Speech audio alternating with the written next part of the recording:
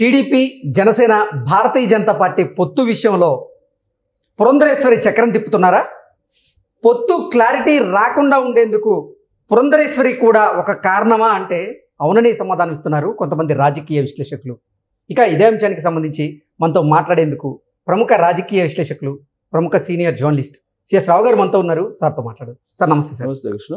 Sir, TDP Janasena అలాగే Bharatiya Janata party పొత్తు విషయంలో పురంధరేశ్వరి గారి చక్రం తిప్పుతున్నారని, ఇప్పటి వరకు ఆ పొత్తుపై క్లారిటీ రాకుండా ఉండే దాంట్లో పురంధరేశ్వరి కూడా ఒక కారణం అంటూ ఒక వార్త ఇప్పుడు సోషల్ మీడియాలో చక్కర్లు కొడుతుంది. ఏంటి సార్, ఆ వార్తలో వాస్తవం ఉందంటారా? ఇప్పుడు ఈ పొత్తుకు సంబంధించినటువంటి దాంట్లో చాలా కీలకమైనటువంటి రోలు పురంధరేశ్వరిది ఉంటుంది. ఎందుకంటే ఏపీ బీజేపీ అధ్యక్షురాలు ఆవిడ. ఎట్ ద సేమ్ టైం ఆ మీద కొన్ని అపవాదులు కూడా ప్రత్యర్థులు మోపారు, సొంత పార్టీలో వాళ్ళు కూడా కొన్ని మోపారు. వాటిని అన్నింటినీ అధిగమించి ఈ పొత్తును సక్సెస్ చేయాలి ఆవిడ. ఓకే. కాబట్టి ఆమె ఓపెన్గా కొన్ని చెప్పలేనటువంటి పరిస్థితుల్లో అధిష్టానానికి ఉన్నారు అనేది ఒకటి చెప్తున్నారు. ఇంకోటి ఏంటంటే ఈ పొత్తులకు సంబంధించి బీజేపీలోనే భిన్నమైనటువంటి అభిప్రాయాలు ఉన్నాయి. మాజీ ఆంధ్రప్రదేశ్ బీజేపీ అధ్యక్షుడు సోము వీర్రాజు ఆయన కూడా ఢిల్లీలో ఉన్నారు, ఢిల్లీకి వెళ్ళారు. పురంధరేశ్వరి, సోము వీర్రాజు ఆల్రెడీ ముందు రోజే ఢిల్లీ వెళ్ళారు.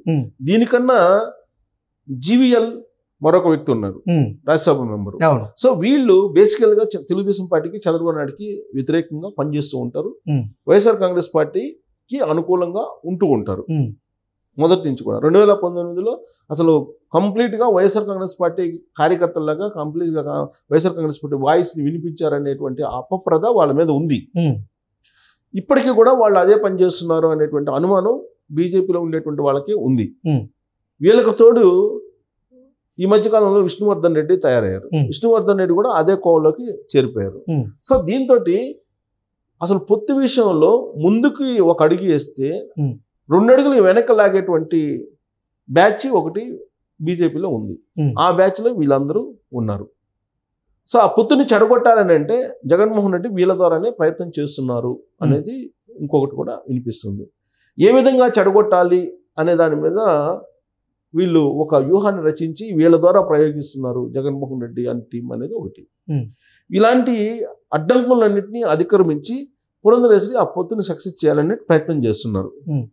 ఎందుకనంటే పురంధరేశ్వరి ఎప్పుడు కూడా ఏ పార్టీలో ఉన్నా కానీ ఆ పార్టీ అధిష్టానానికి కట్టుబడి పనిచేస్తారు, చిత్తశుద్ధిగా పనిచేస్తారు, నిజాయితీగా పనిచేస్తారు. ప్రస్తుతం ఆమె బీజేపీలో ఉన్నారు. బీజేపీ అధికారంలో రావాలని కోరుకుంటారు, లేక రాష్ట్ర ప్రయోజనాలు నెరవేరాలని కోరుకుంటారు. కానీ మిగిలినటువంటి వాళ్ళు అలా కాదు. వాళ్ళు రాజకీయాలు చేస్తుంటారు, వాళ్ళ సొంత రాజకీయ ఎదుగుదల కోసం కూడా ప్రయత్నం చేస్తూ ఉంటారు, రకరకాల భిన్నాభిప్రాయాలతో కూడా ఉంటారు అనేది ఎవరైనా చెప్తారు. బట్ పురంధరేశ్వరి విషయంలో సెకండ్ యాంగిల్ మనం తీసుకోవడానికి ఉండదు. పార్టీ ఏ పార్టీలో ఉన్నా ఆ పార్టీ యొక్క లైన్లోనే వెళ్తూ ఉంటారు. ఓకే. అలాంటి అలాంటి క్రమంలో ఇప్పుడు పురంధరేశ్వరి బీజేపీ అధ్యక్షురాలు అయ్యారు కాబట్టి బీజేపీకి ప్రాతినిధ్యం ఉండాలి అసెంబ్లీలో అని కోరుకుంటారు బీజేపీ అధ్యక్షురాలుగా. కాబట్టి అధికారంలో రావాలంటే ఖచ్చితంగా తెలుగుదేశం పార్టీ పొత్తు అవసరం అని చెప్పి ఆమె నమ్ముతూ ఉన్నారు. ఖచ్చితంగా నమ్మక తప్పనటువంటి పరిస్థితి. ఎందుకంటే సింగిల్గా బీజేపీ వెళ్తే ఏమవుతుందో తెలుసు. సర్వేలు చెప్తున్నాయి. గత ఉప ఎన్నికల్లో ఏం జరిగిందో కూడా తెలుసు. తిరుపతి ఉప ఎన్నికల్లో ఏం జరిగిందో తెలుసు. బద్వేల్లో పోటీ చేసినప్పుడు ఏం జరిగిందో తెలుసు. ఆత్మకూరులో పోటీ చేసినప్పుడు ఏం జరిగిందో తెలుసు. బై ఎలక్షన్స్లో.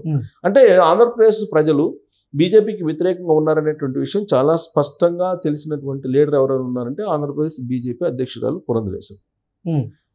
ఇలాంటి పరిస్థితుల్లో పార్టీని గట్టెక్కించాలంటే జనసేన తెలుగుదేశం పార్టీతో పొత్తు అనివార్యము అనేటువంటి విషయం ఉన్నది ఉన్నట్టు కుండబద్దలు కొట్టినట్టు అధిష్టానానికి చెప్పినటువంటి లీడర్ ఆమె.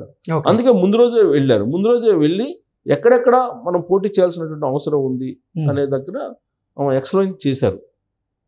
అయితే ఇక్కడ తిరకాసు పెట్టేటువంటి బ్యాచ్ ఉంటారు కదా, తిరకాసు పెట్టేటువంటి బ్యాచ్ ఉంటారు కదా, ఈ బ్యాచ్ ఏం చేస్తారంటే మనకు వైజాగ్ కావాల్సిందే,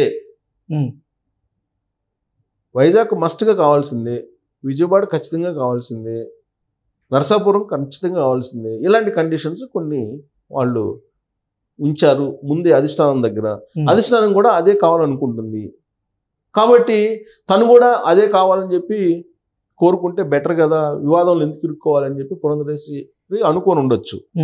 సో ఇక్కడ ప్రధానంగా మిగిలినటువంటి విషయాలన్నిటికన్నా కూడా ఒక వైజాగ్ విషయంలో మాత్రం అక్కడ తిరకాసుగా ఉంది అనేది. ఇప్పుడు జగన్మోహన్ రెడ్డికి అనుకూలంగా ఉండేవాళ్ళ బ్యాచ్ కూడా వైజాగ్ మీదనే ట్విస్ట్ ఇస్తున్నారు. అక్కడ ట్విస్ట్ ఇస్తే ఈ పొత్తు డిస్టర్బ్ అవుతుంది అనేది వాళ్ళకి తెలుసు. ఓకే. కాబట్టి దాని మీద స్ట్రెస్ చేస్తూ ఉన్నారు.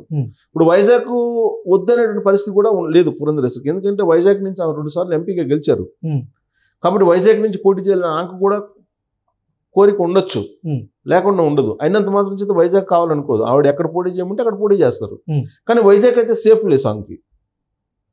ఇక్కడ జగన్మోహన్ రెడ్డికి తెర వెనుక పనిచేసేటువంటి వాళ్ళు కొంతమంది ఉన్నారు కదా, వాళ్ళు చాలా తెలివిగా వ్యూహాత్మకంగా వైజాగ్ని కనుక ముందు పెడితే పురంధరేశ్వరం కూడా కాదనే అవకాశం లేదు. ఆవిడ కూడా ఒకవేళ వైజాగ్ కనుక పొత్తులో వస్తే ఆవిడనే పోటీ చేపిస్తారు కాబట్టి ఆవిడ వద్దనుకోరు అనేటువంటి కాన్సెప్ట్లో ఉన్నారు.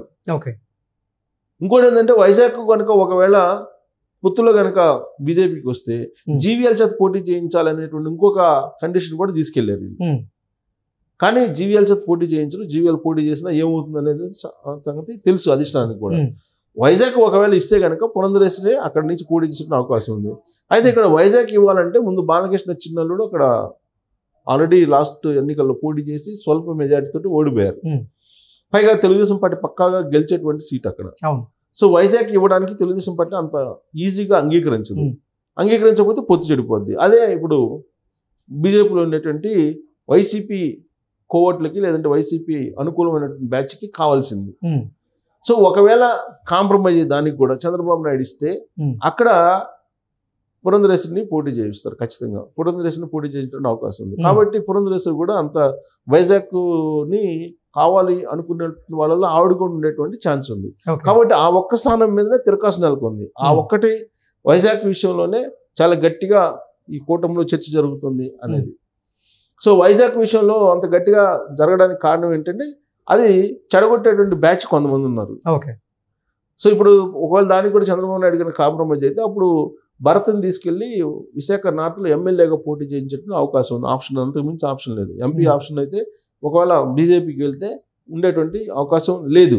సో అప్పుడు పురంధరేశ్వరి అక్కడ పోటీ చేసేటువంటి అవకాశం ఉంది. అదే జరిగితే కనుక ఈ 4కో 5కో పరిమితం అవుతుంది ఎంపీ సీట్లు. ఎంపీ సీట్లు తగ్గిపోయే అవకాశం ఉంది పొత్తులో బీజేపీకి. సో అప్పుడు ఈ జగన్మోహన్ రెడ్డి బ్యాచ్కి కొంత వెలక్కాయబడినట్టు అవుతుంది, గొంతులో వెలక్కాయబడినట్టు అవుతుంది. సో ఇక్కడ చాలా వ్యూహాత్మకమైనటువంటి పావులు అక్కడ బీజేపీలో ఉండేటువంటి వాళ్ళే పురంధరేశ్వరి అనుకూలరు, పురంధరేశ్వరి వ్యతిరేకం అన్నట్టుగా బీజేపీలో అక్కడ ఉంది. సో మొదటి నుంచి కూడా పురంధరేశ్వరి బీజేపీ ఏపీ అధ్యక్షురాలు అయినప్పటి నుంచి కూడా చంద్రబాబు నాయుడు ఏం చెప్తే ఆ స్క్రిప్ట్ చదువుతుంది ఆవిడ అని చెప్పి ఆరోపణలు చేయడం మొదలుపెట్టారు వైసీపీ వాళ్ళు. అదే అభిప్రాయంతో బీజేపీలో ఉన్నటువంటి కొంతమంది బ్యాచ్ ఉన్నారు. సో ఇప్పుడు ఏమవుతుంది, అడకత్తెరలో పోక చెక్క అంటారు కదా సామెత, అలా అయిపోయింది పురంధరేశ్వరి పరిస్థితి. ఇప్పుడు ఏదైనా స్టాండ్ చెప్పాలి అని అంటేనేమో చెప్పలేని పరిస్థితి. ఎందుకంటే చంద్రబాబు నాయుడు తెలుగుదేశం పార్టీ ఎంత కుటుంబ వ్యవహారం కాబట్టి. లేదు బీజేపీ మనకు పలాని సీట్లు కావాలి, పలాని అభ్యర్థులు కావాలి అని చెప్పి గట్టిగా చెప్పలేని పరిస్థితి పురంధరేశ్వరి. అలా అని చెప్పి చెప్పకపోతే పార్టీ నష్టపోతుందేమో అనేటువంటిది ఇంకొక డైలమా. ఇలా ఈ రెండింటి మధ్య సంఘర్షణలో పురంధరేశ్వరి ఉన్నారు. సో ఇప్పుడు అధిష్టానం ఏమో ఏపీ బీజేపీ అధ్యక్షురాలుగా ఖచ్చితంగా ఆయన చెప్పేటువంటి ప్రతిపాదనలు వినాల్సిందే. అంటే తర్వాత దాన్ని ఇంప్లిమెంట్ చేస్తారా లేదా తర్వాత సంగతి. ప్రపోజల్స్ అయితే వినాలి కదా, పురంధరేశ్వరి చెప్పేయి వినేటువంటి అవకాశం ఉంది. కాబట్టి ప్రపోజల్స్ ఆవిడైతే కొన్ని ప్రపోజల్స్ ఉంచారు. ఇంకో జనసేన తోటి పొత్తున్నారు ఆల్రెడీ. విచిత్రమైనటువంటి పొత్తు జనసేన తోటి. జనసేన ఏం చెప్తుంది, మాది ఢిల్లీ బీజేపీతో పొత్తు అని చెప్తుంది, రాష్ట్ర బీజేపీతో పొత్తు అని చెప్పదు. ఎప్పుడు కూడా పవన్ కళ్యాణ్ చెప్పేది ఢిల్లీ బీజేపీతో మా పొత్తు అని అంటారు. అంటే ఆంధ్రప్రదేశ్ బీజేపీతో పొత్తు లేదని, వాళ్ళిద్దరు కలిసి కూడా పనిచేయలేదు చాలా సందర్భాల్లో. సో ఢిల్లీ బీజేపీతో పొత్తు అని చెప్పి అన్నారు. ఇప్పుడు సోమవారరాజు అధ్యక్షుడిగా ఉన్నప్పుడు, అంతకుముందు కన్నా లక్ష్మణ్ అధ్యక్షుడిగా ఉన్నప్పుడు కూడా అదే అన్నారు. కానీ పురంధరేశ్వరి ఏపీ బీజేపీ అధ్యక్షురాలుగా బాధ్యతలు స్వీకరించిన తర్వాత ఆంధ్రప్రదేశ్ బీజేపీతో కూడా కలిసి మాట్లాడుతున్నారు పవన్ కళ్యాణ్.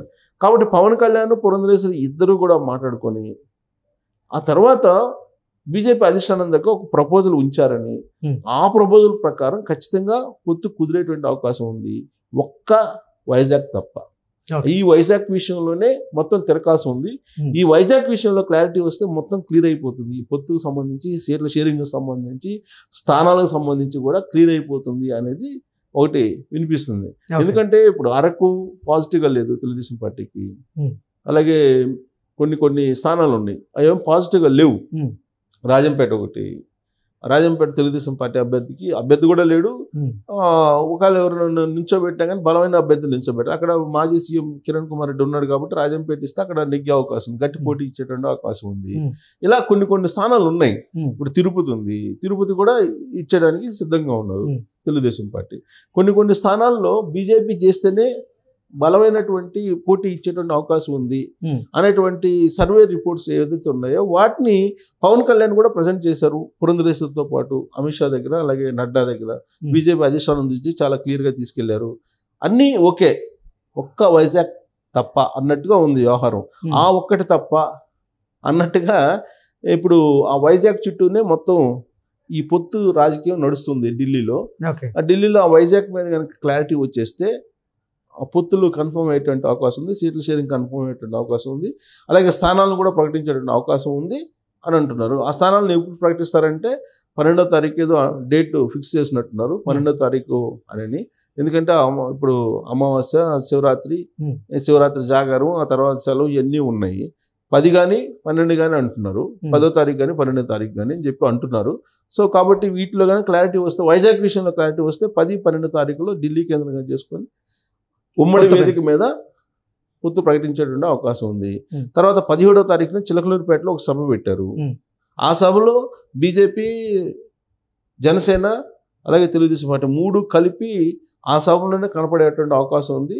ఇప్పటికే ఉమ్మడి మేనిఫెస్టోని కూడా తయారు చేశారు. ఆ ఉమ్మడి మేనిఫెస్టో గురించి కూడా పురంధరేశ్వరి, పవన్ కళ్యాణ్, చంద్రబాబు నాయుడు కలిసి మాట్లాడుకున్నారు ఢిల్లీలో. అది నడ్డాతో కూడా షేర్ చేసుకున్నారని చెప్పి ఇంకొక ఇన్ఫర్మేషన్. సో 17వ తారీఖున మేనిఫెస్టోతో పాటు సీట్లకు సంబంధించిన అంశం మీద కూడా స్పష్టత 17 లోపల వచ్చేటువంటి అవకాశం ఉంది. 17వ తారీఖున చిలకలూరుపేట కేంద్రంగా చేసుకున్న ఒక పెద్ద భారీ బహిరంగ సభ జరుగుతుంది కాబట్టి అక్కడ దాదాపు 10 లక్షల మంది పైగా జన సమీకరణ జరగాలి. 10-15 లక్షల మంది అని టార్గెట్ చేస్తున్నారు. సో అంతమందిని జన సమీకరణ చేసి ఇప్పటివరకు మనం జెండా సభల్లో చూసాం. మనం జనసేన, తెలుగుదేశం పార్టీ జెండాలను చూసాం. రాబోయేటువంటి రోజుల్లో బీజేపీ జెండాలు కూడా కనబడబోతున్నాయి.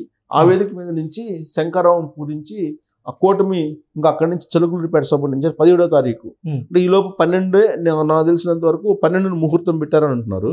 ఆ వైజాగ్ విషయంలో ఆ ఒక్కటే క్లారిటీ వచ్చేస్తే ఈ మొత్తం క్లారిటీ వచ్చేటువంటి ఛాన్సెస్ ఉన్నాయి. ఎందుకంటే వైజాగ్ కనుక వాళ్ళు త్యాగం చేస్తే తెలుగుదేశం పార్టీ దానికి ప్రతిగా ఒక 2 స్థానాలు తగ్గేటువంటి అవకాశం ఉంది. అంటే వాళ్ళు అడిగింది ఇస్తున్నారు కాబట్టి, అంటే నెగోషియేషన్స్కి వెళ్ళినప్పుడు మీరు ఒకటి ఒప్పుకుంటే మేము ఇంకో 2 ఒప్పుకుంటాం అన్నట్టుగా ఉంటుంది. సో కాబట్టి ఆ ఒక్కటి దాంట్లోనే పట్టుబట్టి ఉన్నారు అని చెప్పి అన్నారు. ఎందుకంటే వైజాగ్ పట్టుబట్టడానికి కారణాలు కూడా ఉన్నాయి. పురంధరేశ్వరి గారు అక్కడ పోటీ చేయడం, పురంధరేశ్వరి 2 సార్లు అక్కడి నుంచి గెలిచారు ఇంతకు ముందు కాంగ్రెస్ పార్టీ తరఫు నుంచి. అతను ఖమ్మంపాటి హరిబాబు అనేక సార్లు, దాదాపు 3-4 సార్లు గెలిచారు అక్కడి నుంచి వైజాగ్ లో. సో బీజేపీ చాలా సందర్భాల్లో వైజాగ్ నుంచి గెలవడం జరిగింది. అయితే చంద్రబాబు నాయుడు ఏం చెప్తున్నారంటే వైజాగ్ లో బీజేపీ పోటీ చేస్తే ఓడిపోయే అవకాశం ఉంది. ఇప్పుడు తెలుగుదేశం పార్టీకి అనుకూలంగా ఉంది. అక్కడ విశాఖ స్టీల్ ప్లాంట్ సంబంధించిన ప్రైవేటీకరణ అంశం మీద ఉద్యమాలు జరుగుతున్నాయి, బీజేపీకి వెయ్యరు అనేటువంటి యాంగిల్లో కన్విన్స్ చేస్తున్నారు. సో ఈ కన్విన్స్ చేసేదంటే క్రమంలో బీజేపీ నాకు తెలిసినంత వరకు ఒంగోలు లేకపోతే వైజాగ్ బదులు ఒంగోలు తీసుకునే అవకాశం ఉంది. ఎందుకంటే ఒంగోలులో కూడా బీజేపీ కొంచెం బలంగా ఉంది. ప్లస్ ఒంగోలులో ఇప్పటివరకు అభ్యర్థిని కూడా ప్రకటించాలి తెలుగుదేశం పార్టీ, ఇది ఎంపీ అభ్యర్థిని. సో కాబట్టి అక్కడి నుంచి పోటీ చేయించేటువంటి అవకాశం ఉందని అంటున్నారు. లేదు ఇది ఏది కాకుండా ఉంటే కనుక రాజమండ్రి, ఏలూరు ఇలాంటివి ఉన్నాయి కదా, ఇవి ఇచ్చేటువంటి అవకాశం ఉంది అనేది కూడా వినిపిస్తుంది. సో ఏదైనా సరే వైజాగ్ చుట్టూ తిరుగుతుంది. వైజాగ్కి సంబంధించినటువంటి ఫీడ్బ్యాక్ చంద్రబాబు నాయుడు ఇస్తున్నారు, అదే పురంధరేశ్వరి కూడా ఇస్తున్నారు. సో పురంధరేశ్వరి ఇచ్చేటువంటి ఫీడ్బ్యాక్ ప్రకారమే ఈ ఫైనలైజేషన్ ఉండేటువంటి అవకాశం ఉంది. ఎందుకంటే రాబోయేటువంటి రోజుల్లో పురంధరేశ్వరి మీదనే డిపెండ్ అవుతుంది తెలుగుదేశం బీజేపీ రాబోయేటువంటి రోజుల్లో. మిగతా వాళ్ళని ఎవరిని కూడా నమ్మేటువంటి పరిస్థితులు లేదు. పార్టీని ఒక క్రమ పద్ధతిలో తీసుకెళ్తున్నారనేటువంటి అభిప్రాయం బీజేపీ అధిష్టానం వద్ద ఉంది పురంధరేశ్వరి మీద. కాబట్టి పురంధరేశ్వరి ఇచ్చేటువంటి ఫీడ్బ్యాక్ని బేస్ చేసుకొని వెళ్ళేటువంటి అవకాశం ఉంది ముందుకి. అసలు చంద్రబాబు నాయుడు రాజమండ్రి జైల్లో ఆయన వెళ్ళినప్పుడు కూడా అప్పుడు కూడా పురంధరేశ్వరే ఇప్పుడు లొకేషన్ తీసుకొని పోయి మాట్లాడటం జరిగింది. సో ఆ రోజునే పొత్తులకు సంబంధించిన వ్యవహారం, వీటన్నిటికి సంబంధించిన వ్యవహారం టెంటేటివ్గా ఒక అవగాహనకి వచ్చారని చెప్పి వినిపించింది. ఇప్పుడు కూడా పురంధరేశ్వరి ఈ భేటీలో ఉన్నారు కాబట్టి ఖచ్చితంగా ముందు రోజు వెళ్ళారు కాబట్టి ఒక ఫీడ్బ్యాక్ అయితే ఇచ్చుంటారు. నెగోషియేషన్స్లో కొంచెం అటు ఇటు ఉంటుంది కానీ పూర్తిగా చెడిపోయేటువంటి అవకాశం లేదు. బట్ వైజాగ్ మాత్రం చాలా దాని మీద చర్చ చాలా తీవ్రంగా జరుగుతుంది. బట్ చంద్రబాబు నాయుడు చెప్పే పాయింట్స్ కూడా వాళ్ళకి నచ్చాయి. అంటే నిజమే కదా, వైజాగ్ ఇప్పుడు విశాఖ ఉక్కుని ప్రైవేటీకరణ చేస్తున్నప్పుడు బీజేపీ కోటేమని చెప్తే 3 పార్టీలు నష్టపోయేటువంటి అవకాశం ఉంది. కాబట్టి అది కన్విన్స్ అవుతున్నారు అని చెప్పి కూడా తెలుస్తుంది. సో వైజాగ్ తీగిపోతే మిగతా అంతా తేలిపోయేటువంటి అవకాశం ఉంది. 12వ తారీఖున ఈ పొత్తుకు సంబంధించిన అఫీషియల్ సీట్ల షేరింగ్, అభ్యర్థుల ప్రకటన అన్నీ వచ్చేటువంటి అవకాశం ఉందని చెప్పి మనకు తాజాగా ఉన్నటువంటి information. Okay sir, thank you.